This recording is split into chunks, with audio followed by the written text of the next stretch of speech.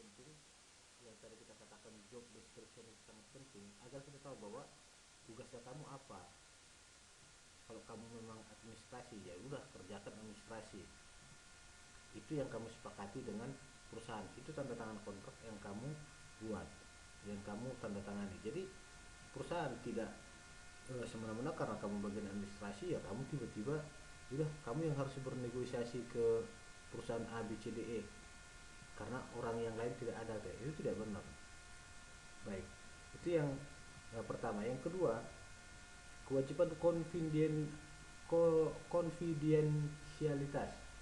Jadi kewajiban kewajiban ini adalah kewajiban yang untuk menyimpan informasi. Jadi saat kita berada di sebuah perusahaan, maka uh, wajib kita untuk menyimpan rahasia-rahasia yang ada di perusahaan, baik itu saat kita masih berada di perusahaan atau nantinya akan keluar dari perusahaan. Itu di sini kewajiban konfidensialitas. Jadi di sini uh, apa ya? Ada hal-hal yang mungkin harus kita mengerti. Contoh seperti hak cipta, itu kan sebuah rahasia yang bukan rahasia sih, sebuah data atau eh, sebuah investasi yang dibuat oleh perusahaan untuk mengembangkan perusahaan, tapi kamu menjualnya ke atau membawa hak cipta tadi atau kreativitas tadi ke tempat lain, ide-ide baru itu ke tempat lain, itu kan menyalahi aturan. Jadi konfidensialitas itu tidak diperbolehkan jika kita membawa rahasia-rahasia dari perusahaan keluar, atau saat kita berada di perusahaan pun kita membuat membuka rahasia perusahaan. Baru selanjutnya kita lihat dari gambar ini, ada hal-hal yang harus tidak diikuti atau tidak dilakukan oleh karyawan. Karena apa? Saat mereka melakukan ini, ada hal-hal yang bisa dinilai negatif oleh perusahaan. Contoh seperti yang di atas ini, demo. Kalau di saat demo, otomatis perusahaan tahu bahwa mereka ini nilai kesetiakawanannya mereka itu hanya dihitung dari materi, tetapi e, tetapi sebenarnya kan sebuah hubungan itu tidak hanya dilihat dari materi, tapi memang harus ada timbal balik. Baru selanjutnya yang di bawah ini ada suap menyuap dan ada tanda tangan kontrak untuk saling memberi komisi dan lain-lain. Jadi ini pun merupakan hal yang dilanggar perusahaan karena kita mementingkan diri kita sendiri juga. Kita mengambil keuntungan di atas keuntungan dari perusahaan. Jadi kita mengambil keuntungan yang seharusnya dimiliki oleh perusahaan. Jadi di situ kita masuk, kalau kita melihat gambar di atas, maka gambar di atas itu adalah kewajiban loyalitas. Jadi hal-hal yang harus kita hindari, karena saat kita berbicara loyalitas, kita berbicara tentang kesetiaan. Jadi di sini ada faktor-faktor utama yang bisa membahayakan terwujudnya loyalitas. Yang pertama, konflik kepentingan. Kalau kita berbicara konflik kepentingan, ada kepentingan-kepentingan yang kalau kita masih ingat di buku pelajaran manajemen sumber daya manusia tentang manuver politik yang dikatakan oleh Machiavelli, bahwa semua manusia itu memiliki kepentingan. Jadi bagaimana dia mempengaruhi orang lain agar kepentingannya dia bisa berjalan. Jadi dari teori Machiavelli itu bisa terjadi di dalam setiap perusahaan. Maka tidak jarang kita bilang saling sikut menyikut. Itu sebenarnya tidak bisa dilakukan di dalam sebuah perusahaan karena yang hal yang ketiga ini, itu kewajiban yang ketiga, yaitu loyalitas. Itu tidak bisa kita lakukan. Baru selanjutnya, karyawan tidak boleh menjalankan kegiatan pribadi. Contoh, saat kamu bekerja malah kamu jualan online saat kamu sebagai administrasi, tapi karena kamu internetnya kencang di kantor, malah itu kamu memanfaatkan untuk menjalankan usaha online-nya kamu. Itu salah. Jadi karyawan tidak boleh menjalankan kegiatan pribadinya. Baru tidak boleh melibatkan diri dalam kegiatan-kegiatan lainnya yang terbentur dengan kewajiban itu. Jadi contoh lain itu seperti yang demo tadi, itu tidak boleh buat perusahaan. Itu kan berbenturan dengan kepentingan yang ada di perusahaan. Baru yang kelima, gambar yang di bawah tadi, yaitu menerima komisi dan hadiah. Ini tidak bisa dilakukan di sebuah perusahaan karena kamu mengambil untung yang seharusnya dimiliki oleh perusahaan. Baik, selanjutnya ini kalau kita lihat dari gambar ini eh, kita berbicara oh, ini gambar karikatur manusia dan pria dan wanita. Jadi di sini mereka saling berbicara, membicarakan sesuatu gitu. Tapi let's work together against what's wrong. Jadi dikatakan di sini, mari kita berbicara tentang hal yang kita membicarakan hal yang tidak benar. Jadi ada hal-hal yang tidak benar kita lihat, tetapi tidak kita bicarakan. Itu sangat banyak. Mungkin karena ada tekanan-tekanan yang mungkin didapatkan oleh dia atau si pekerja tersebut jika mereka berbicara tentang hal-hal yang mungkin salah atau hal-hal yang salah dilakukan oleh perusahaan. Jadi di sini ada bentuk semprit. Semprit ini kan kalau kita di sepak bola atau di pertandingan-pertandingan, ini semprit ini kan membunyikan bahwa ada terjadi sesuatu. Contoh wasitnya nyemprit, ternyata pas kita lihat memang ada tackling antara Cristiano Ronaldo dengan Lionel Messi, umpamanya seperti itu. Atau wasitnya nyemprit, ternyata sudah masuk, bolanya out. Dan inilah di sini ada untuk memberitahukan sesuatu. Ini banyak medianya. Ini dari gambar yang kedua ini ada email, web form, text message, phone, online chat, mail, mobile application, dan lain-lain. Itu dia untuk gambar yang untuk hal yang dibicarakan ke depan. Jadi di sini dari gambar-gambar itu kita tahu di sini bahwa ada hal yang mungkin ada kesalahan yang dilakukan oleh perusahaan, tapi bagaimana kita melaporkan kesalahan itu. Jadi kalau kita berbicara literatur etika bisnis, bahwa semprit tadi atau whistleblowing ini artinya adalah meniup fluid. Tetapi kalau dalam dunia etika, whistleblowing ini adalah menarik perhatian orang banyak. Jadi menarik perhatian orang banyak ini artinya menarik perhatian luar karena kita melaporkan kesalahan yang dilakukan oleh organisasi atau perusahaannya kita. Jadi ada dua hal whistleblowing ini. Yang pertama itu adalah internal, yang kedua eksternal. Kalau internal, kita berbicara tentang bagaimana menyampaikan atau melaporkan kesalahan yang dilakukan di dalam perusahaan itu sendiri kepada melewati atasan. Mungkin contoh seperti di Universitas Syarif Mutiara, bagaimana dosen-dosen itu tidak lagi melaporkan kepada kaprodi ke dekatnya, tetapi mereka langsung melaporkan kaprodi itu langsung kepada rektor. Itu internal. Tetapi kalau whistleblowing eksternal, ini melaporkan kesalahan yang dilakukan oleh perusahaan langsung kepada pemerintah, mungkin kepada kepada media massa dan lain-lain. Jadi kalau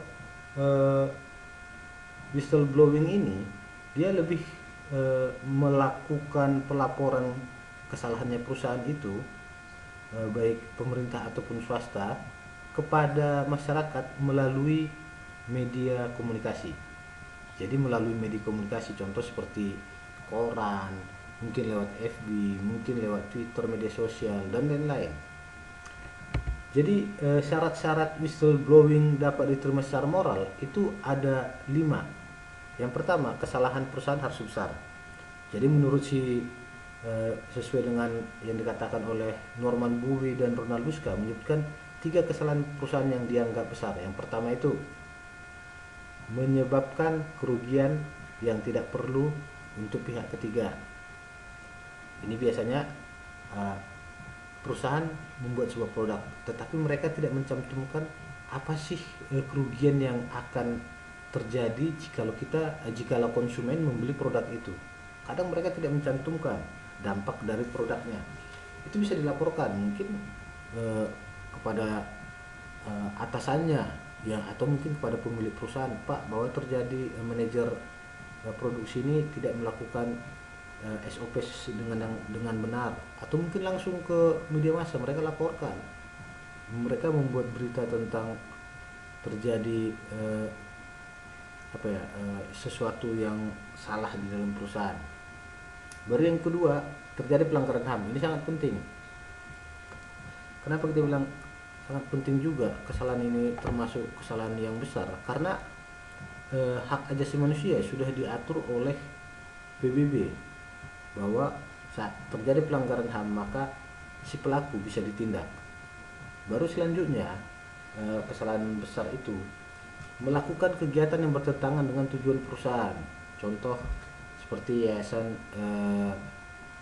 Sari Mutiara ini kan pendidikan kalau Universitas Sari Mutiara ini. Tapi kalau mereka melakukan jual beli ijazah itu salah, bertentangan dengan tujuan dari Universitas Sari Mutiara, yaitu mencerdaskan kehidupan anak bangsa yang sesuai dengan core values-nya Sari Mutiara, yaitu spiritual, spiritual ada 5, ada core values yang dimiliki Sari Mutiara. Kalau itu bertentangan bisa dilaporkan. Baru selanjutnya pelaporan harus selanjutnya kesalahan-kesalahan tadi itu yang kedua adalah pelaporan harus didukung oleh fakta yang jelas dan benar. Jadi mungkin untuk pelaporan ini kita selain data yang kita lihat, data yang kita dokumentasikan ada nggak? Baik itu lewat video, audio, dan mungkin data-data lewat file-file. Baru selanjutnya pelaporan harus dilakukan semata-mata untuk mencegah terjadinya kerugian pada pihak ketiga. Itu yang tadi kita bilang, pihak ketiga kalau saat kita menjual ijazah palsu, pihak yang dirugikan siapa? Pihak ketiga yang dirugikan adalah pemerintah, karena si pembeli ijazah palsu tadi akhirnya bisa melamar PNS. Dia tidak perlu susah-susah kuliah, dia langsung bisa masuk PNS. Tetapi dampaknya kepada negara apa? Dia tidak bekerja dengan baik. Itu dia kerugian untuk pihak yang ketiga.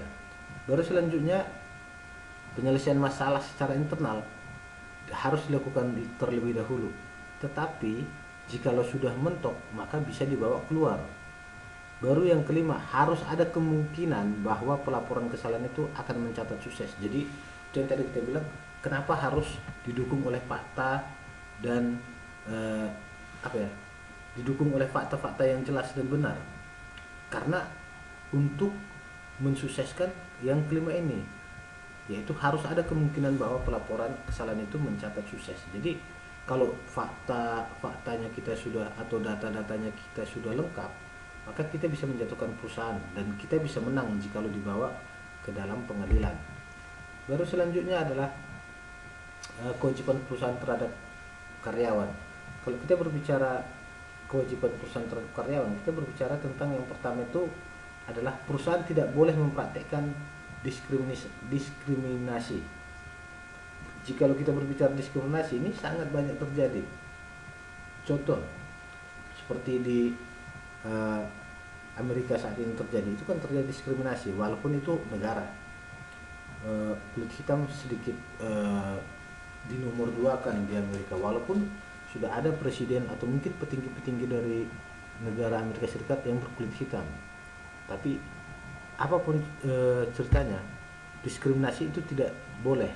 Jadi kalau dalam konteks perusahaan, diskriminasi itu kita bilang membedakan antara membedakan karyawan yang dia sukai dan tidak dia sukai, yang menurut dia sealiran dengan dia dan tidak sealiran dengan dia. Jadi mungkin nggak hanya tentang pemikiran tadi itu, tetapi mungkin latar belakang, mungkin suku, agama itu sangat dilarang. Baru yang kalau kita berbicara ini argumentasinya apa? Argumentasinya ada argumentasi etika yang melawan diskriminasi itu ada 3, yaitu utilitarianisme. Ini adalah dikemukakan argumen bahwa diskriminasi merugikan perusahaan itu sendiri. Kenapa? Karena perusahaan akan kehilangan orang-orang yang akan bermanfaat buat perusahaan itu. Karena sumber apa dulu ya? Aset terbesar perusahaan adalah sumber daya manusia. Untuk jadi jikalau sumber daya manusia yang terlatih tadi kita keluarkan, maka kita akan atau tidak kita manfaatkan dengan baik, maka kita mungkin tidak bisa bersaing di eh, apa namanya di persaingan. Baru selanjutnya teori deontologi. Teori deontologi ini menggarisbawahi bahwa diskriminasi itu melecehkan martabat dari orang lain yang didiskriminasi. Jadi kita melecehkan orang lain di sini. Baru selanjutnya teori keadilan. Kenapa kita harus masukkan teori keadilan? Karena praktek diskriminasi bertentangan dengan teori-teori dari keadilan distributif. Keadilan distributif ini kan kalau kita tahu bahwa dia menuntut kita memperlakukan semua orang itu sama, selama tidak ada alasan khusus untuk memperlakukan mereka dengan cara berbeda. Contoh seperti saya dengan kalian itu sama kalau kita melamar ke sebuah pekerjaan yang mungkin ya sama-sama menggunakan ijazah S1, itu sama, terus kita nggak bisa dibedakan. Tetapi seandainya contoh seperti pemilu kemarin itu kan dibedakan oleh negara antara orang yang berkebutuhan khusus dengan yang tidak berkebutuhan khusus atau normal seperti kita. Makanya ada surat suara yang dia itu tulisannya braille atau untuk orang buta, jadi dia agak timbul suara tulisannya. Ada yang tidak, itu dia untuk diskriminasi dalam konteks perusahaan. Baru ada beberapa masalah yang terkait dengan diskriminasi tadi. Jadi diskriminasi ini kita harus bisa bedakan dengan favoritisme. Kenapa kita harus bedakan? Karena konteks perusahaan tentang favoritisme ini adalah kecenderungan untuk mengistimewakan orang tertentu, bisa aja saudaranya. Jadi dalam seleksi karyawan dia mendahulukan saudara-saudaranya, itu kan bisa jadi terjadi. Tapi kenapa dia melakukan itu? Karena mungkin dia merasa saudaranya itu lebih baik dari kita. Jadi ada prioritas yang dia buat. Jadi favoritisme ini lebih ke arah prioritas. Jadi favoritisme ini tidak terjadi karena prasangka buruk, melainkan justru karena preferensi. Itu yang tadi kita bilang ada rekomendasi. Baru selanjutnya untuk bagian yang kedua, kalau tadi yang bagian pertama adalah perusahaan tidak boleh mempraktikkan diskriminasi. Yang kedua, perusahaan harus menjamin kesehatan keselamatan kerja dari karyawannya. Jadi yang pertama itu beberapa aspek keselamatan kerja. Jadi satu, pertimbangan etika. Saat kita berbicara pertimbangan etika, kita berbicara tentang keselamatan kerja bisa terwujud jika tempat kerja itu aman. Apa artinya? Artinya bebas dari resiko terjadinya kecelakaan yang mengakibatkan si karyawan cedera atau mungkin mati. Itu di sini aspeknya. Jadi apa kita bilang ya?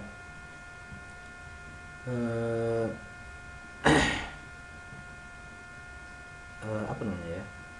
Ada beberapa pertimbangan etikanya. Yang pertama, setiap pekerja berhak atas kondisi kerja yang aman dan sehat. Itu pertimbangan etika yang pertama. Jadi untuk aspek keselamatan ini, berdasarkan dasar pemikiran deontologi Kant yang di atas tadi, bahwa manusia harus diperlakukan sama. Jadi ya kalau umpamanya manajer, ya tetap manajer itu harus selamat dalam bekerja, ya karyawan paling rendah pun itu harus bekerja dengan selamat saat dia bekerja. Baru selanjutnya argumentasi utilitarian, bahwa tempat kerja yang aman dan sehat paling menguntungkan bagi masyarakat itu sendiri, khususnya bagi ekonomi negara. Kenapa kita bilang seperti itu? Karena seperti teori yang kita tahu, kita sudah pelajari sebelumnya, utilitarian ini manfaatnya. Jadi manfaatnya ya masyarakat akhirnya umpamanya pekerja kita 100, berarti ada 100 kepala keluarga yang bisa hidup dari perusahaannya kita. Otomatis dari 100 tadi itu akhirnya kan bisa memberikan pajak atau paling tidak menjadi tanggung jawab dari negara, karena pasal berapa Undang-Undang 1945 pasal berapa, bahwa fakir miskin dan anak-anak terlantar itu dipelihara oleh negara. Makanya ya negara sangat diuntungkan di sini. Baru selanjutnya ada masalah-masalah khusus yang mungkin kenapa kita harus memperhatikan aspek keselamatan kerja. Pertama, kewajiban karyawan untuk mentaati semua perintah yang wajar dari atasannya. Itu harus. Itulah dia, karena si manajernya pun atau si pemilik perusahaan itu tahu mana batasan yang tidak bisa dan yang bisa. Baru selanjutnya resiko dengan peraturan yang berlaku. Masalah khusus ini, jadi kalau kita berbicara keselamatan kerja ini ada hal-hal yang mungkin sedikit kita harus mengikuti walaupun itu berbahaya gitu loh. Contoh seperti pemadam kebakaran, mereka kan harus melakukan pekerjaan itu walaupun ya itu berbahaya. Itu masalah khusus. Baru dari segi etis, yang ketiga ya, dari segi etis, dari resiko reproduktif atau resiko untuk keturunan si pekerja. Jikalau pekerjaan itu yang ada hanya tinggal yang berbahaya, ya mau nggak mau kita harus pikirkan juga itu kalau kita tempatkan dia di situ, apakah nanti keluarganya bisa hidup lagi atau bisa ada yang mencarikan nafkah untuk mereka. Itu masalah khusus yang harus kita perhatikan. Makanya kalau PHK biasanya itu yang di PHK itu orang-orang yang masih baru bekerja atau yang masih muda, itu biasanya yang di PHK. Baru selanjutnya yang bagian ketiga dari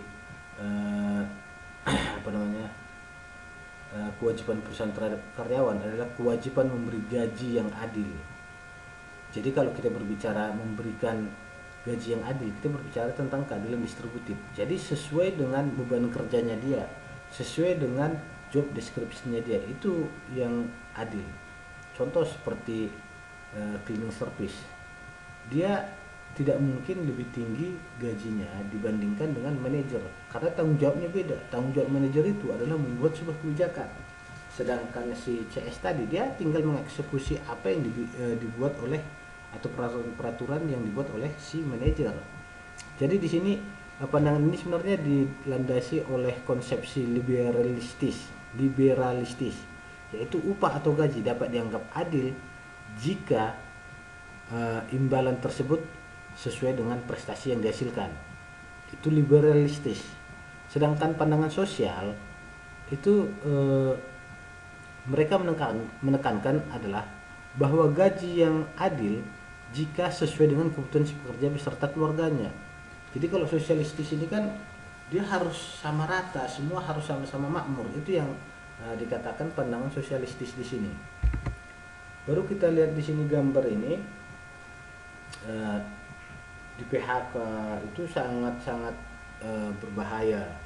Kenapa kita bilang sangat berbahaya? Contoh seperti saat ini ada beberapa mahasiswa kita yang harus menunda pembayaran uang kuliah karena dia di PHK. Itu PHK ini sangat banyak merugikan, atau mungkin ya mereka di PHK karena memang kesalahannya mereka, ya itu sebenarnya wajar, tetapi kita harus melihat beberapa pertimbangan. Jadi di sini balik ke atas tadi, kewajiban memberi gaji yang adil itu harus ada dasarnya.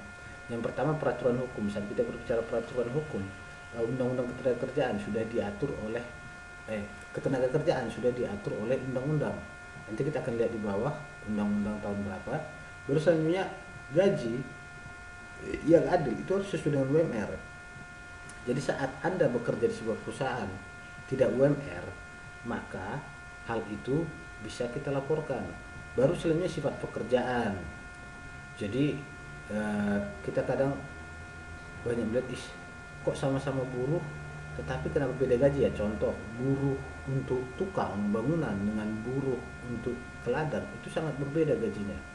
Buruh untuk bangunan itu 100.000, buruh untuk ke ladang itu hanya 70.000. Kenapa? Karena resikonya itu yang kita lihat dari sifat pekerjaan, resikonya besar atau tidak. Tukang tadi kan resiko mereka kecelakaan kerjanya tinggi, sedangkan kalau ke ladang enggak, paling digigit ular kobra aja. Tidak bercanda. Baru selanjutnya senioritas. Jadi kalau kamu sudah 5 tahun bekerja, otomatis gaji kamu akan lebih besar dibandingkan orang yang baru 1 bulan bekerja. Itu sangat pasti senioritas ini. Kemampuan perusahaan, adapun yang kita bilang tadi di atas UMR, itu juga harus dilihat kemampuan perusahaan. Oke lah, gaji harus sesuai UMR, tapi perusahaannya kita keuntungannya tidak bisa untuk menutupi gajinya kita. Itu kan nggak mungkin kita paksakan kalau kita ikut sesuai UMR. Berselanjutnya perbandingan dengan perusahaan lain, ini sangat penting ya, perbandingan dengan perusahaan lain, karena banyak perusahaan-perusahaan ini akhirnya membandingkan. Contoh di Kota Medan ini kan 2.900.000, terus mereka bandingkan, oh banyak kok perusahaan yang menggaji karyawannya 2 juta, yaudah deh kita kasih 2.300.000, itu udah tinggi. Jadi itu sebenarnya itu pun nggak adil sebenarnya, walaupun kalau di kewajiban memberi gaji yang adil itu salah satu yang menjadi dasarnya. Baru yang selanjutnya tentang apa tadi ya, yang di atas tadi. Pertama kita berbicara tentang kewajiban karyawan terhadap perusahaan. Baru selanjutnya ada 6 faktor khusus dalam kewajiban itu. Jadi menurut si Thomas Garrett dan Richard Karnosky, yaitu satu, pertama peraturan hukum, itu yang sangat penting.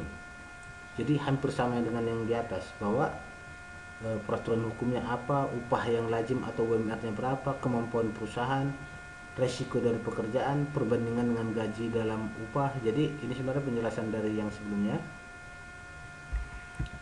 Baru selanjutnya senioritas dan imbalan. Senioritas maksudnya apa di sini? Jadi saat kita berbicara senioritas, kita berbicara tentang sebelumnya kita berbicara tentang 6 faktor khusus dulu lah ya, karena ini harus kita kita ketahui bahwa ada hal-hal yang harus kita ketahui. Yang pertama ini peraturan hukum, ketentuan hukum tentang upah minimum, itu sangat penting. Baru upah yang lazim dalam sektor industri tertentu untuk atau daerah tertentu. Ini sangat penting juga, kriteria yang baik kalau di sini dikatakan gaji atau upah bisa dinilai adil kalau rata-rata yang diberikan dalam sektor industri sesuai dengan yang ditetapkan oleh industri itu. Contoh seperti yang tadi kita bilang tadi, kalau bangunan ya harus lebih tinggi gajinya. Baru kemampuan perusahaan, itu tadi yang kita bilang bahwa ya oke lah, perusahaan sih besar tapi ternyata keuntungannya sedikit, karena sifatnya perusahaan adalah satu pelanggan untuk satu konsumen, seumpamanya seperti itu kan. Akhirnya dia harus banyak menggunakan karyawan, walaupun kita bilang pendapatan perusahaan, pemasukan dari perusahaan besar, tapi pengeluarannya juga besar. Jadi harus kita sesuaikan juga. Berselanjutnya sifat khusus pekerjaan itu. Jadi beberapa tugas pada perusahaan itu hanya bisa dijalankan oleh beberapa orang. Ini biasanya orang-orang ahli. Makanya kalau kita lihat tenaga IT atau programmer itu tinggi-tinggi gajinya di perusahaan, karena tidak semua orang mampu membuat program. Baru selanjutnya perbandingan gaji dan upah. Ini kalau kita berbicara dengan perusahaan-perusahaan lain, apakah ada perbedaannya. Baru kita lanjut masuk ke senioritas dan imbalan rahasia. Ini sangat penting. Jadi kalau di sini dikatakan senioritas, maksudnya adalah orang yang bekerja lebih lama pada suatu perusahaan atau instansi mendapat gaji yang lebih tinggi, itu yang tadi kita bilang di atas senioritas tadi. Berikutnya imbalan rahasia. Jadi ada orang-orang tertentu ini yang mungkin harus kita kasih bonus karena dia punya prestasi yang tinggi. Contoh bagian sales, dia tidak mampu menjual 100 sedangkan teman-temannya menjual 50, maka mau tidak mau kita harus berikan dia bonus. Baru selanjutnya apa kita bilang ini ya, perusahaan tidak boleh memberhentikan karyawan dengan semena-mena. Ini sangat penting juga kita ketahui, karena banyak perusahaan yang kalau kamu yang nggak bisa kerja dengan baik, yaudah kamu keluar aja dari perusahaan. Itu banyak yang seperti itu. Jadi di sini menurut Garrett dan Karnosky, yang lebih konkret tentang kewajiban perusahaan adalah memberhentikan karyawan itu seperti apa. Jadi di sini dijabarkan, pertama, perusahaan hanya boleh memberhentikan karyawan karena alasan yang tepat.